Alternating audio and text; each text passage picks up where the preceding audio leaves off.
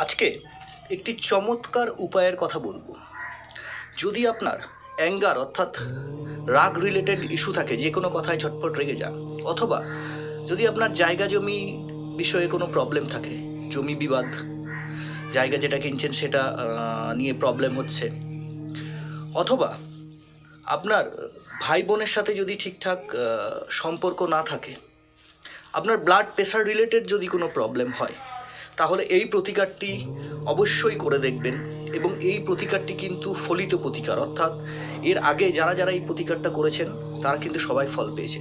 প্রতিকারটা কি? প্রতিকার হচ্ছে আপনাকে একটা বিট, যে বিট গাজর হয়, সেই বিট একটা নিতে হবে এবং বিটটা এইভাবে ছুলে নিয়ে ভিতরটা এমনি ফাঁকা করে নিতে হবে।